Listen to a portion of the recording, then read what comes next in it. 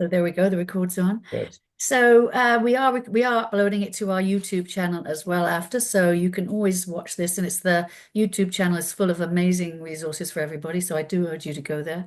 And if for any reason you can't stay, then you can always go to the YouTube channel and watch it after. Amy will send you the link for this after as well. And at the end, there's always time for questions. We have a Q&A function there. I urge you to put your questions in there or the chat. I'll be checking both. The Q&A is easier. And if you want to support our free virtual lecture series and other programming and on our collections, there's a link in the chat box, which I put in, and I will put it in again. And I want so everyone can see it. And there it is. There's our link for donating, and we encourage anyone to go for that. Our current exhibit, if you haven't seen it yet, is The Prettiest Town. It closes on April the 6th. It's called The Prettiest Town Beyond the Bricks and Mortar, and it highlights some of the history of some of Niagara-on-the-Lake's most fabulous historic homes. So these lectures are focusing on some of the most notable homes here that we're all fascinated by. And today we have David Hemmings talking about, of course, the Randwood estate. And I think what's so wonderful about this is that it's a place that we are all fascinated by, of course. And David is particularly keen on this one. He's done an enormous amount of research on it. David himself is the author of 8 books and more than 50 documents on local history, with a very strong focus on family origins and ancestry. And he brings his huge research skills to this very colourful history to Randwood. David is himself from Wales. You wouldn't know it because he doesn't have a bit of a Welsh accent. And he came finally to North America in 1972. Back then it was, yes, after the Second World War. We're all of the vintage. And he's been a member of the museum since 2008, and he's a former president of the Niagara Historical Society. His research into the British home children, by the way, is particularly popular, and David will be back here because he's somewhere south you don't want to know. He'll be back here on March the 19th to give an in-person lecture to the newcomers on March the 19th. We're speaking to David down there in the south, in the sun, not facing storms, nothing. Go for it. David, over to you. Well, thank you very much, Babs, and welcome to the people who've joined this session. Back in the late part of the last decade, Randwood became of considerable interest, as I think many of us know. And in May 2018, I gave this talk, which was the history of Randwood. It doesn't get into the ownership by Solmar, but it does get into all of the previous ownerships and talks about the basis for our interest in this particular property as really a very unique heritage estate. Before 1876, the piece of property on which this estate is was owned by the Honorable Peter Russell, who was the Upper Canada administrator. It was 168 a lot at the time. And when the government moved from Niagara-on-the-Lake to Toronto, he moved with it in 1796 and sold the property the following year to the Honorable William Dixon, who was also a well-known landowner and businessman in this area.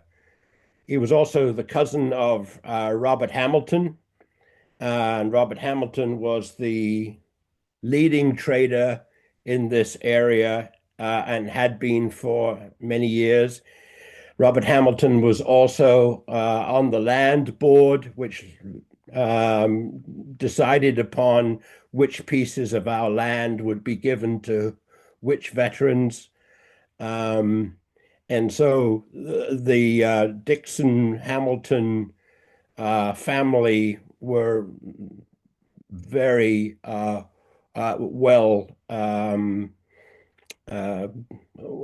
heeled and was certainly in a leadership position in our community.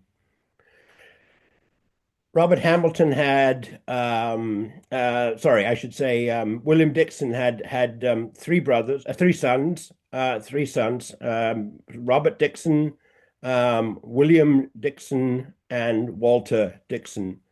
Um, William was a merchant, a lawyer, and a member of the Upper Canada legislature, and he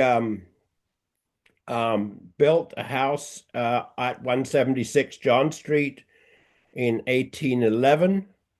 That is William Dixon. And now, William Dixon, as with numerous other civic leaders in this area, were taken prisoner in 1813 by the Americans and sent to the camp in East Greenbush, which is slightly to the east of Albany, New York, and treated rather poorly at that camp for uh, more than 2 years.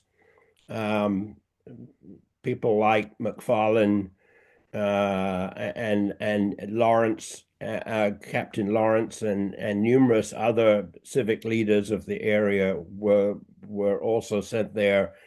And so Dixon was a prisoner of war for a couple of years. And during that period of time, and at the time when in December 1813, other houses in Niagara-on-the-Lake were burned down, this house that he had built was also burned by the retreating Americans.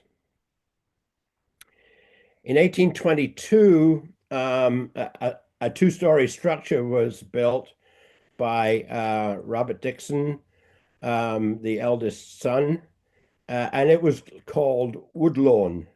So let's be clear, Woodlawn is today Randwood, and William Dixon retired to the house next door in 1836, and that property was called Rowanwood. Today we know it as Devonian.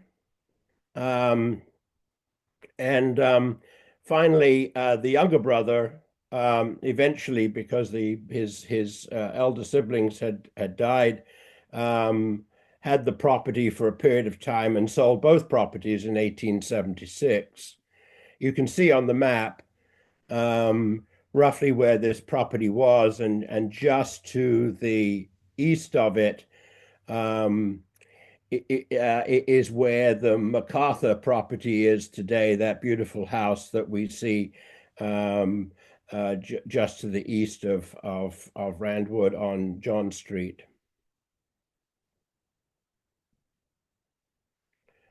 The Dixon estate had an orchard on it, and it extended pretty much the full length of John Street when he first had it, and then it was subdivided in 1827. Um, William Dixon himself, the man who was originally born in Dumfries, Scotland, moved to Galt, which we now know as Cambridge, Ontario today, in 1829. And he sold the um, property to John Johnson Klaus and to Robert Melville. The Klaus property was the property that we're talking about today. The next door property, which is the MacArthur property as we know it today, was originally called Pinehurst and then was called Brunswick Place. And it was land originally owned after Dixon by Captain Robert Melville of the Niagara Harbor and Dock Company. Woodlawn, or Randwood as we know it today, went to Dixon's son Robert, who built the house there. And Robert was a lawyer and a member of the legislature, and he was also a director of the Niagara H&D Company. The Riverbend Pella land at the end of John Street went to his son, Robert Dixon, a member of the legislature and a senator after Confederation. And later he also inherited, Walter also inherited Woodlawn. So if you look at this little map here, which came from courtesy Brock University's GIS library, you'll see on the right-hand side at towards the bottom, there's that road going along just above the word plan, and that is John Street. And you can see the names of the owners of the property at that time, of the time of the map, um, along John Street. So we have some evidence of ownership in this period of time. Um, Walter ultimately sold Rowan Wood to J.H. Lewis in 1866, and the family lived there for almost 50 years. In 1873, um, um, Henry Livingston Lansing bought the property. He was an American brigadier general who came from Canandaigua, New York State. He was a veteran of the Civil War, and he was an executive of the Michigan and Erie Railroad. And he also acquired he acquired Woodlawn from Walter Dixon. Now, the Michigan and Erie Railroad is the railroad that was put up along King Street all the way to the dock area of Niagara-on-the-Lake, and it came down to King and John, and then took a slight turning to the southeast and down through what we know today as the Heritage Trail, um, and that and so he was actually able to use his own railroad to get to work in the morning, which we'll talk about a little later in this presentation. There was a third story and tower added to Woodlawn, or Randwood as we know it. And Livingston Lansing also started the wall that we now know that goes around the Rand estate. There's a family rail stop in that wall down the Heritage Trail as we know it today.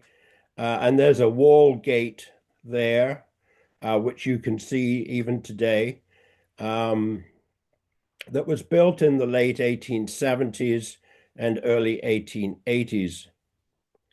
And we'll come back to the wall and who built the wall in a short while. Lansing's sons, Livingston Jr. and Watts Sherman, lived in Niagara-on-the-Lake and are both buried in St. Mark's Cemetery. Niagara-on-the-Lake was recovering from the collapse of the Harbor and Dock Company and attracted many wealthy Americans to this town. Beautiful then, as it is today, beautiful. And so many people from New York area built their houses along the Parkway and other places such as John Street, as a nice sort of summer residence that they could come to for short periods of time. Briefly, Woodlawn was also owned by Catherine MacDonald. Catherine MacDonald was the granddaughter of Livingston Lansing Sr., but she only held it for about 4 years. We have some old pictures of the original Woodlawn and Rowan Wood. Rare pictures. We do not have many of the early buildings. Then in the 20th century, the Rand family bought out the property from the Lansings, and George Rand Sr., who was a chairman and president of the Marine Midland Bank in Buffalo, purchased Woodlawn in 1909. And he later purchased Rowan from J.H. Lewis.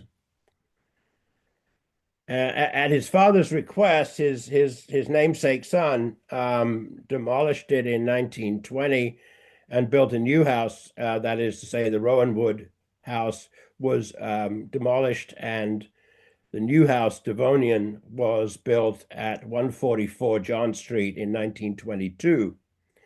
And it was given as a wedding present, nice wedding present, to his sister, Evelyn Rand Sheets, who was the wife of Henry Sheets. Mrs. Sheets was an accomplished equestrian and was often seen riding a horse along John Street and on the Commons. And during the Second World War, the grandson of George Sr., Calvin Rand, inherited both properties. Calvin was a really bright guy, a professor of philosophy, an arts consultant, and a philanthropist. And he was the founding chairman of the Shore Festival Theater in Niagara-on-the-Lake. So we were now getting, North New York money for investing in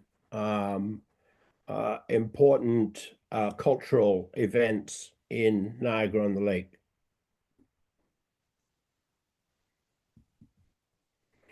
The interior of Randwood at the time, this is limited because some of the furniture had been removed by the time these photographs were taken. But it was nevertheless a fabulous property with plenty of space for family and visiting friends. It's unfortunately in more recent times not been kept up to the standard it was, so unfortunately you won't see today what you see in these photographs. The exterior of Randwood was most pleasant. A lot of lawn, as you might expect. The chimneys were characteristic of, and people like to put in special chimneys like this that matched some of the chimneys you see in Britain, for example, and other cultural areas of North America. And then there were other rooms and patios where the family as a whole with friends could congregate.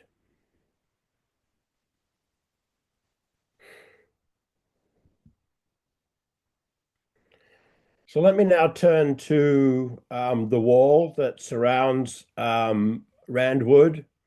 In the early 1880s, a man named William Henry Elliot was engaged to build the stone wall around the estate.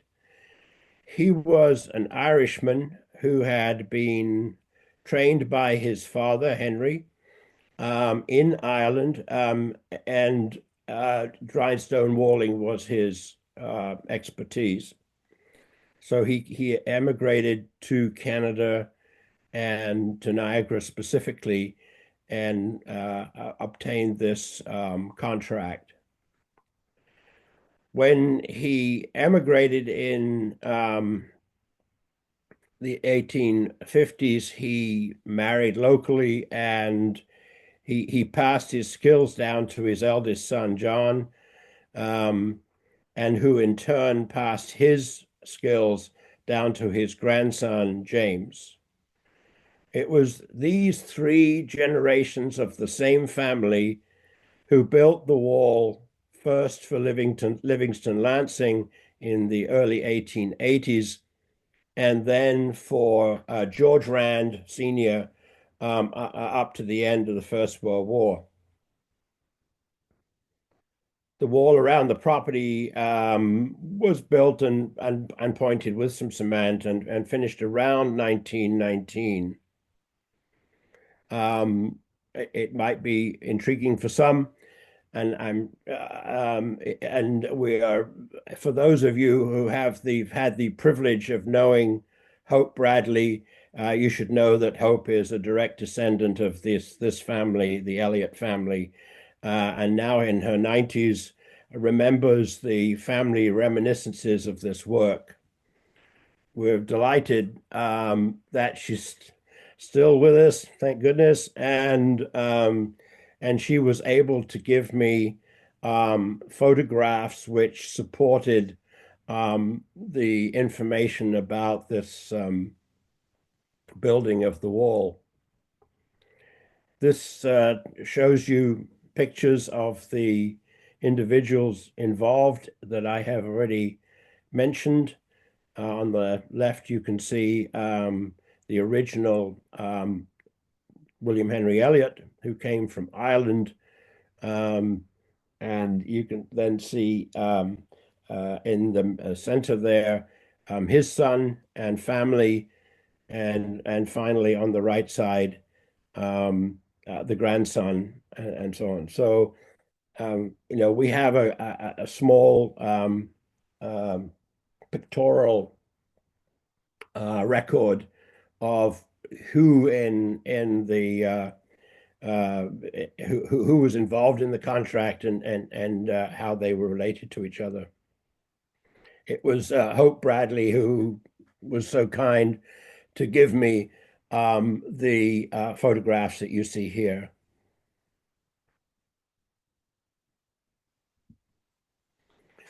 The wall itself is an extensive wall, goes for a long way, as you can see. There are some couple of interesting parts to it that you might care to know about, other than the frontage on the top right off John Street, or the other frontage on Charlotte Street, which is top left. You might be amused to know that in the wall on Charlotte Street, there is a curling stone built into the wall, as you can see there, bottom left. And if you are a frequent walker down the Heritage Trail, you almost certainly have seen behind some overgrowth the gate in the wall that both the Lansings and the Rands used to access the brief stop that the train made for them to pick them up to take them south. Right behind that gate, just to the left a little bit, is a little gazebo. The roof is no longer on it, but the original frame is still there. And that's what you see in the center of this slide. So there's still some evidence of the original gazebo. This was in case it should be raining that day and the train hasn't quite arrived. People could stand under the gazebo and keep dry while the train made its way to the gate stop.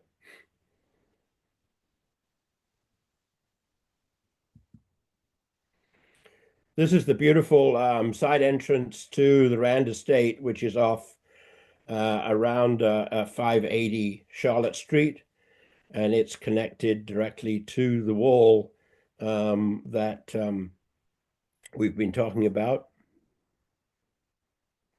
That's still very much there, and you can see it today. And amusingly, this is since there was Niagara Camp across the street on the Commons, a group of bugle band boys decided to stand up in front of the gates of Randwood and have their picture taken in about 1918. Of course, this was also the period when you had the flu epidemic and so on and so forth. So it's good to see that the band was clearly still intact at that time. Um, just an additional, it just shows you the sort of the quality of the work done on the wall that is neighboring the John Street there. Um, and so you can see sort of the wall behind this band quite well. Now I'd like to turn a little bit to the landscaped gardens. Um, there were two landscape, really superb, preeminent landscape architects of their day, um, Howard Grubb and Laurie Dunnington. And turns out that they both came over to this country, Canada, and it turns out they married each other, and so that's why the what we refer to as the day today as the Dunnington-Grubb partnership actually took place in landscape architecture. It wasn't just in Niagara-on-the-Lake that they were preeminent. They were very much preeminent all over Toronto and elsewhere as well. So it was and Niagara Falls and so on and so forth. So there was a lot of work that they did in a broad geography around Ontario and elsewhere, where a lot of the portfolio of their contracts is really quite well known. They were they were really good at amalgamating eclectic design elements, and their designs often featured sculptures. In 1934, Howard and he turned his name into Dunnington Grubb, was one of the 9 founding members of the Canadian Society of Landscape Architects and Town Planners, later to be called CSLA, and was its president for some periods of time. And he just was so preeminent that when it came to looking at the Randwood estate and the work that had been done on the landscaping in Randwood, that heritage planners were looking to try to preserve this extraordinary work that was in the Randwood property. Um, so this is just a little bit more about uh, Laurie and her husband. She was just as they were both equally competent, and their legacy to the landscaping that went on in Ontario is quite extraordinary. Um, the um, the wall and the landscape actually ended up being the subject of documents to attempt to preserve their intact um, uh, formations, and a lot of that material is now held by the staff of Niagara-on-the-Lake town, and is a part of ongoing activities and discussions with the current owner. The boundary map is shown here, and you can see east and west line on the bottom right, and you can see Charlotte Street on the left side of the map, uh, and so on. So we do have good, well-preserved maps of uh, that acreage in about the 1890s. We also have from a document that was prepared in 2010 by Willowbank, a view of the landscaping that was done at Randwood for the Calvin Rand estate, and you can see some of that here.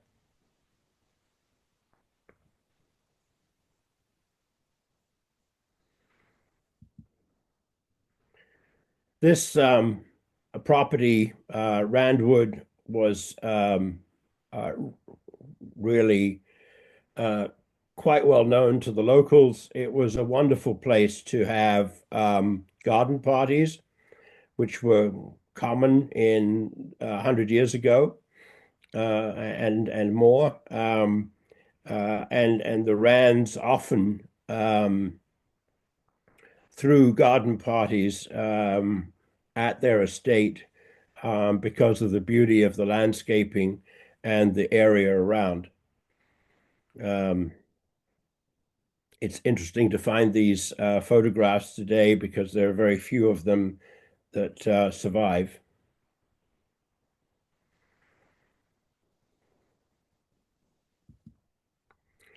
There are on the property of Randwood a number of other houses and buildings that have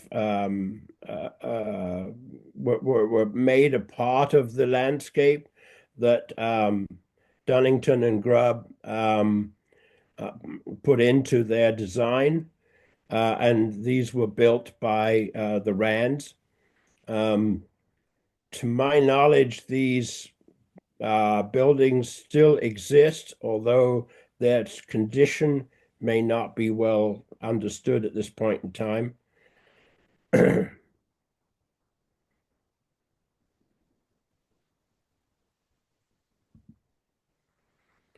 The Rand family's ownership of the um, uh, continued until 1976, and when a charitable group called the Devonian Group purchased the property to lease it initially to the Niagara Institute, and which was founded in 77 by Calvin Rand, and the ultimately, when the Institute stopped operation, the property was sold to the Devonian Foundation, and ultimately to the School of Philosophy. In more recent years, the whole property has been 176 John Street has been owned by Trish Romance and Gary Peterson.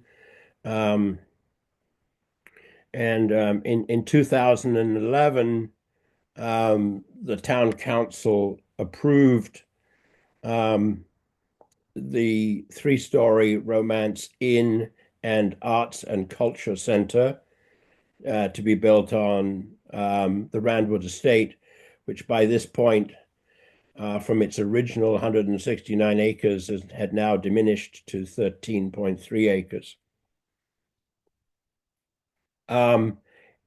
So that at least brings us up to near the present day. The milk house and stables were also designated, by the way, in September 1971, and we have obviously copies of that designation um, uh, done by the town. This is Devonian, another beautiful property. It actually is located, um, perhaps not quite so obviously, but it's actually located about the same distance from John Street as is Randwood building, but it's this Devonian is much closer to the Charlotte Street side of the overall property. The rear side too, as you can see, with the gardens and so on and so forth, are just at points in the past absolutely beautiful. Surprisingly, uh, so just absolutely gorgeous properties. These are photographs that I took in May of 2009.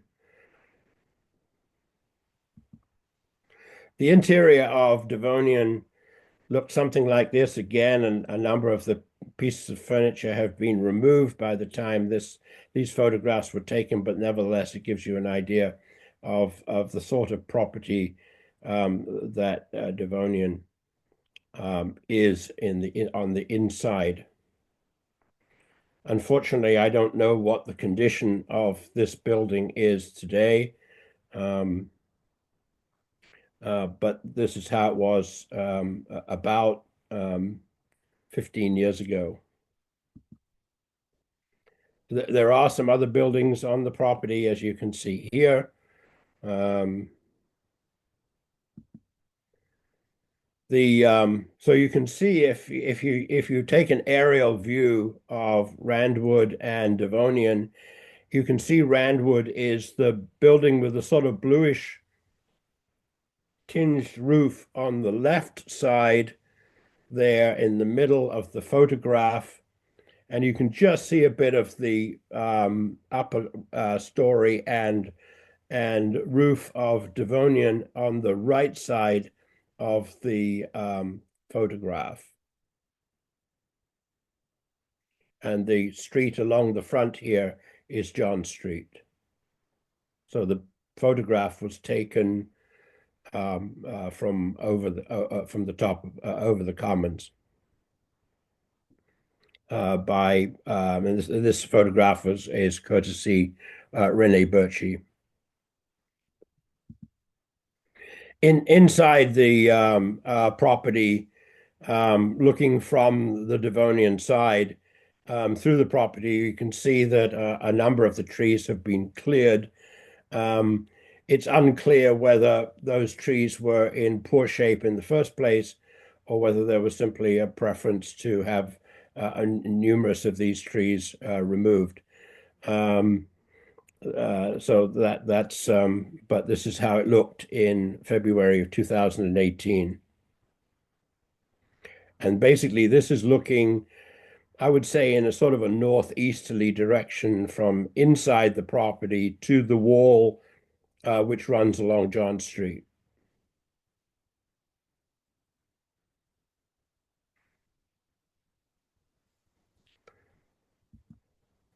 This again is another photograph from the Devonian side, and you can see there's a creek that runs through the property, which has had to be preserved as well. Um, it's a part of, I think it's a part of 1 Mile Creek, as I recall.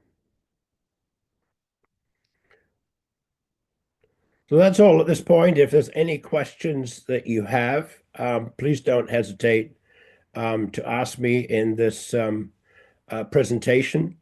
My email address is HemmingsDD, HEMMINGS as in David, at gmail.com. If you want to write to me, you're welcome to. And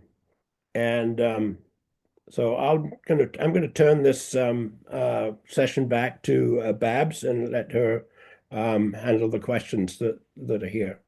Thanks, David. I've typed your email into the chat box too, so everyone can see that. Great. Thank you. hemmingsdd@gmail.com. Yeah. It's a fascinating account, and I do think that we're all, it's very exotic property. The history is very exotic.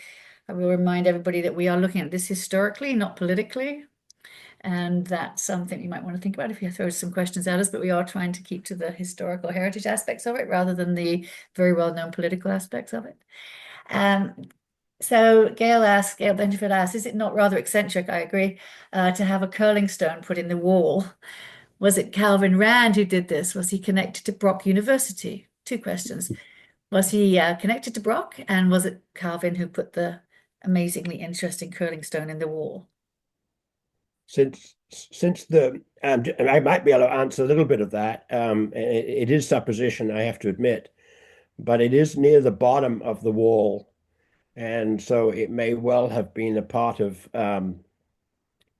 Eliot's amusing addition to the wall, because it's down at the bottom as opposed to up at the near the top of the wall.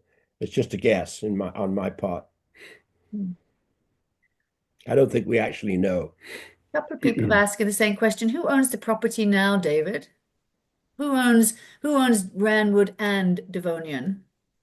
Well, my understanding is that Salmar owns that property. Um, and as far as I know, that's as much as I know about it. Um, they've been asked to preserve some of the heritage features. There have been articles in the local newspaper, about that. So I think our community is well served by the information that we get from time to time on what the expectations are of the current owner with regard to the heritage of this property. And is the LHC Heritage and Planning Company, Heritage Planning and Archaeology Company still involved? Do you know? I don't know that for sure. Okay, I don't know either. Does anyone know that out there? I'll ask if anyone else does know that out there. Um, Linda, thank you, Linda says that there may be a boundary marker in the wall as well. I thought there might have been too. Is Ted Rumble with us today? I don't know. If there is, Ted will know, and anyone could let us know that. Mhm. Um, do you know that, David? No, I don't know. However, I will say that there are two sets of boundary stones. And so we need to be sure that we're looking at both sets of boundary stones as possible candidates for something that might have gone that far out of the center of Niagara-on-the-Lake, to somehow indicate a boundary. Okay. Um, Rhonda says One Mile Creek was a roadway of sorts for some indigenous groups, absolutely. Is there any evidence of indigenous groups accessing this portion of One Mile Creek after the houses were built? Um, I don't know how much work has been. There has been some work done, I know, in um, Niagara-on-the-Lake from time to time. But my understanding is that what's known is somehow in the archives of the museum somewhere, if we know about it. I don't know that we have a specialist in other than possibly Richard Merritt, who would know in detail what evidence there is for indigenous people right in the town area. Dan Kavanagh says something, this is really interesting. There appears to be architectural similarities between the Devonian House and Rodman Hall in St. Catherine's, once the home of Robert Hamilton Merritt, and the porch and the exterior and the staircase on the interior. Is that possible? Um, hmm. I did not do enough to try to make a comparison between those two facilities. So I'd have to. You could look into I that. think I think actually Yeah. I'm more of a historian, and I think it would take an architect um, to really answer that question. It's something to look into. Yeah. I'm going to check, making a note. Was Rand connected to Brock University, David? I'm, the answer is I'm sure he was, but I don't know exactly how, Right. to be honest. There may be people in the audience who would know that answer. Actually, Terry McTaggart says she's seen two curling rocks there along Georgia. Okay. Well, that's good. Where are they, Terry? We want to see them. Yes, I've heard that there was an elusive second rock somewhere, but I have yet to. It's sufficiently elusive that only certain of us know about it. Let's talk a little bit about the railway that went down there and who would be Yeah. using the railway and where were the stops. Okay. There were um, at different times there were different uses. The obviously the original plan was to run the railroad locally up John Street and in a curve around down to the docks, as we know, to where the turntable is today. Um, and So there's that end of it, which is for those that were coming off the ships between Toronto and Niagara-on-the-Lake. Gee, I wish we still have that today, but we don't at this point. Um, the that there was also during the war periods other lines, particularly the spur line that came up uh, to the commons. That if I can just find it, um, where is it? Here we go. Um, the right-hand spur line there that goes up to the commons We're looking is, at, as I we're understand not it, looking. currently being used as a, What are you looking at there on your screen, David? I see you've got your, oh, the dotted line I'm not seeing, that runs, pardon? I'm not seeing that. I'm seeing the before 1876 panel. Yes. Now go to the map on the right-hand side. Oh, hang on, maybe I should. Oh, sorry, I had it covered up. Yeah, sorry. Okay. Yeah. And you'll see that the bottom of the photograph, the railroad goes down a line, sorry, concession one, Uh, and then right at the top near east-west line, it splits and goes up what today is a path that's currently used by a farmer on the right-hand side, and the town who owns this line property has allowed the farmer to use that. The left-hand line is the one that we know more, we know better, because the line that went up and along King Street and around to the docks, that one went right past the Randwood or the Woodlawn, depending on which period of time, mm, the gate that is there somewhere in the about the middle of that brown uh, property section that's there. mm, mm. Um, and so the railroad was very convenient for a director of its Yeah. company to be able to use it and say it was he was using it. Um, and that's why that gate is of historical significance. Is that you know you now had a direct connection to the management of the railroad. Alex Top says there's an ordnance boundary stone embedded in the wall at John and Charlotte intersection, about 10 kilometers along the Charlotte frontage. Ah, Yeah, and good. David Snellgrove points out that an ordnance boundary stone is in the wall. It perhaps should not have been placed where it perhaps should not have been placed, and eventually property lines were adjusted. Okay, yeah. Yeah.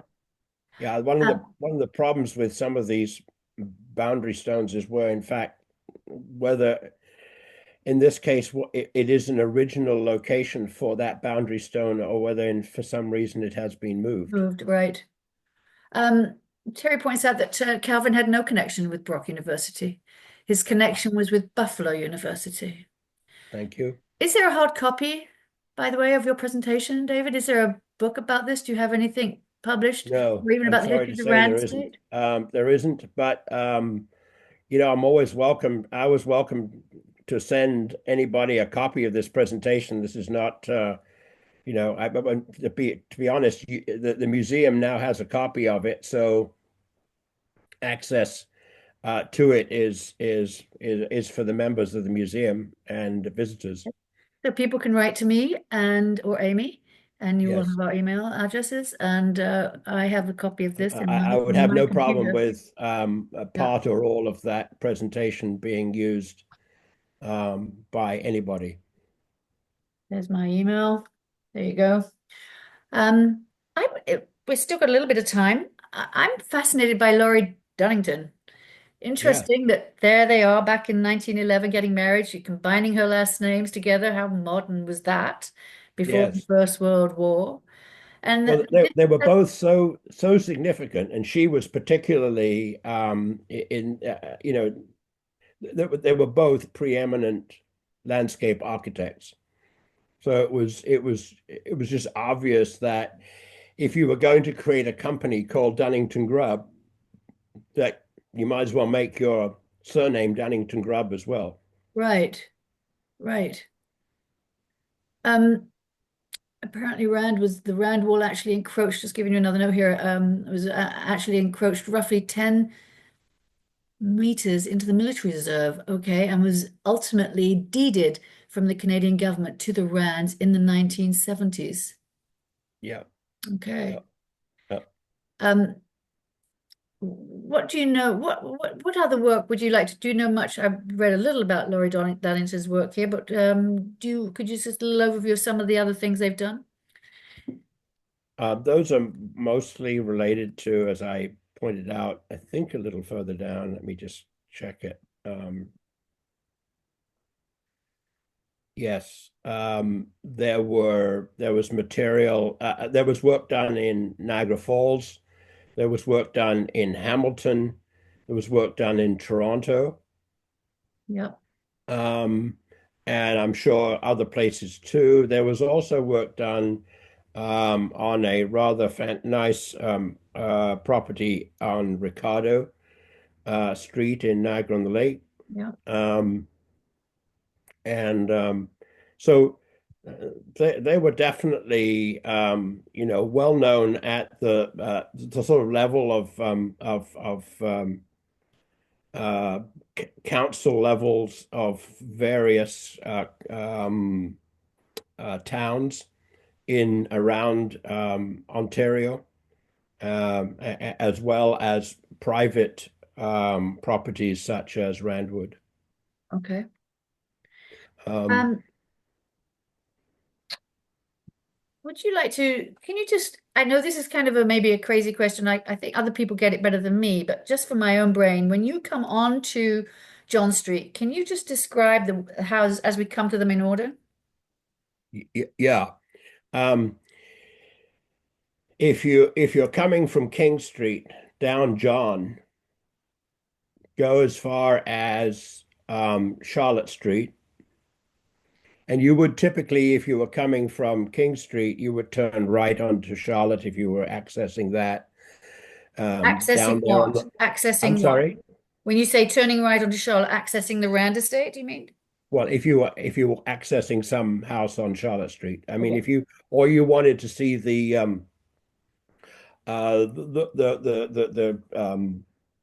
that stone that I mentioned in the wall, um, that could easily be done by going down the wall a bit to see it. That is effectively the north southwest corner of the wall, right there at John um, and Charlotte. So the wall goes down Charlotte and it also goes along John Street.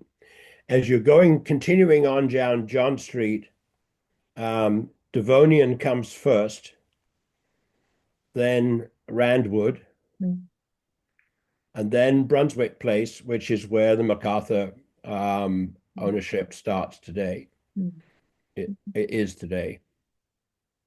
okay. Does that help a bit? And then beyond there, obviously, you've got other farmland and so on and so forth, and other private properties. Astonishing how much property Dixon owned at one point. And down towards the end, of course, it's become Pella Yeah. as well. Is any part of the original 1822 house identifiable? Asks Bruce. Um, I haven't done a architectural review of Randwood to determine which parts are um, original from those early days and which parts are relatively speaking new. Hmm. Don't know Mm. the answer to that question, unfortunately. I think one you would need an architect, Brian Marshall. I don't know whether he could do it, but somebody would have to be able to do it in a way that might uh, have some gravitas. Well, that's a perfect tie-in to my closing statement because our next lecture is Brian Marshall. Good. So we can introduce Brian into it. We can ask him. Yeah. Um, I do think that this is an astonishing part of our history, and it's wonderful that we've got so much. I think the pictures of the interior are staggeringly beautiful, and of course, we all hope that it is in good condition. And Yeah. those pictures, who took those pictures? I don't actually know the answer to that question. The ones in Devonian I took. Ah, okay. The ones in or some of them I took. In the case of Randwood, they've been on the internet um, um, in some sort of miscellaneous file for quite some period of time, or at least they were. I don't know whether they're still there. Yeah, so I mean the fact that it adds so much to our history, I could ask you a lot more questions about the railroad and the valley and the during the war, the bugles, the bugle players, the bugle band. I mean that Well, was of the course, you can imagine that during the war, in First World War. particular, there was a lot of forces movement, either across the lake or from further south or wherever, and they used the railroad a lot They during must that have. period of time. Yeah. Do you know, I don't know much about that bugle band, but looking at those boys, 2018, they were very young at the end of the war. They were still Yes. alive. So as you said, before the fluid epidemic caused. Well, did they use that for any other purposes during the war? I'm just getting close to the hour, so just one last question. Yeah. Was it used for Um, anything else during the war? to my knowledge, the Randwood itself was not used as a part of Niagara camp. Okay. So there wasn't sometimes I know in World War II in particular, a lot of the big houses in Britain were used they were turned into sort of mini hospitals, Hmm. and convalescent centers and so on and so forth for those that were injured. And I think the First World War, that was also true. Um, to my knowledge, that was not the case here for Randwood or Devonian. Well, thank you so very much, David. As you said, you mentioned Brian Marshall's name. The next lecture coming up is with Brian Marshall, and that's on Wednesday, February the 19th at 11 a.m. And Brian Marshall's topic is living, dying, and gone. And he's going to be talking particularly about the Plum House Plum House, which was on the before Parliament Oak, that took over that entire square, and we all know that that's all gone now. And the Peter Secord and David Secord homes in St. David's, very much in the news these days. And so Brian Marshall will be joining us on the 19th of February. So sign up for that. And thank you all very much. You can join us again on YouTube at any time. Amy will put this up for you. And thank you, David, so much for talking about the Rand Estate and giving us an insight, opening the doors and the windows to a wonderful place, a wonderful part of our history. Thank you, What everybody, so much. Anything you'd like to add, David, before we say just goodbye? You're in the one last Florida thing. sun. If anybody wants the genealogy of either of the two families that owned this property, that is actually on Ancestry, but it's also available for me if anybody wants it. Okay. That's good. Again, everybody drop me a line, whatever you need. I've seen a couple of requests come in, but if you want to send me an email, if you need anything, that's probably the safest way of doing it because I'll lose your message once I close this. But at beworthy@nhsm.ca. You know, you can get us always at the museum. Thank you very much, everybody, and we'll see you next week. Thank you, David. I'm going to end and we can have a chat after. I'll phone Okay. you. Okay. Thank you. Bye-bye, everybody.